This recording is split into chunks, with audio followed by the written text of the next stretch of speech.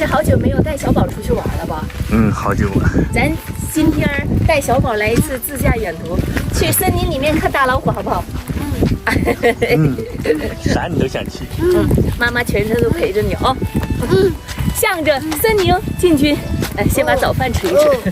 这小圆儿咋又飘上了？简单吃一口，咱炒个玉米面条，吃完就出发。1包半就行。这个可好煮了，水开之后焖2分钟就行，少来点肉丝儿。再来薅点韭菜叶，这韭菜挺嫩的。把小配菜先准备好。这玉米面浓浓的玉米香味儿。我说它是平替版的意大利面，没错。油热，先把鸡蛋划一下。这炒面怎么能没有鸡蛋呢？灵魂。再把肉丝放进去。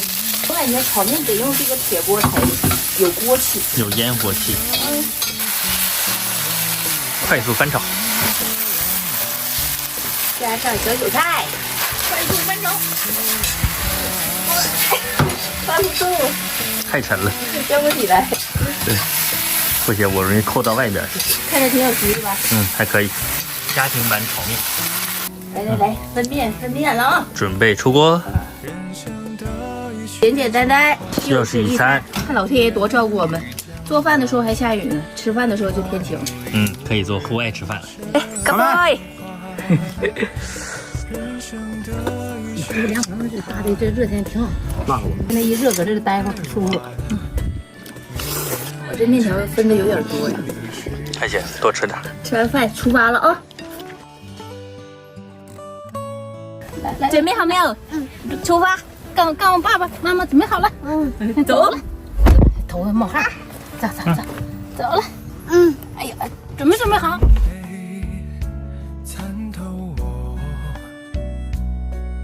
走了300多公里，到达了鹤岗，找个地方先吃点饭。又是简简单单一顿，看看这中大盘子多大。感受到了鹤岗的物价，大肘子19块9，29块9。这次带的人落了9岁的福原，咱车你像能坐的人基本上都坐满了。明年带得看家，明年换车吧，带你爸说吃肉，带上鹤岗还是带热。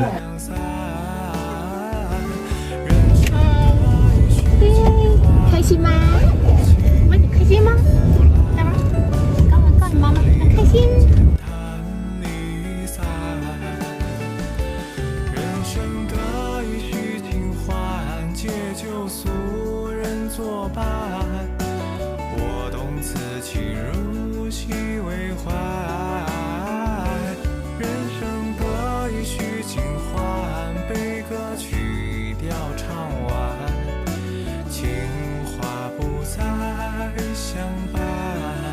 到达森林之都伊春，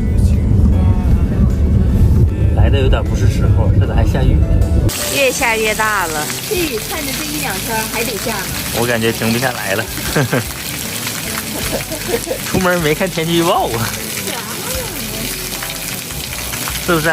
本想带你玩一下的，完了你玩不了了。远处的山上雾气缭绕。这次来伊春的话，一是带小宝来玩一玩，二是的话来看一下伊春的林下木耳。现在是春儿下来的季节了。对，但是看样子得在伊春多待2天。天气不太给力呀。雨下的太大了。这父子俩还掏着了哈，来伊春看了一场烟花秀，这烟花放半天了。没少放，你多放10来分钟啊。伊春在欢迎你们。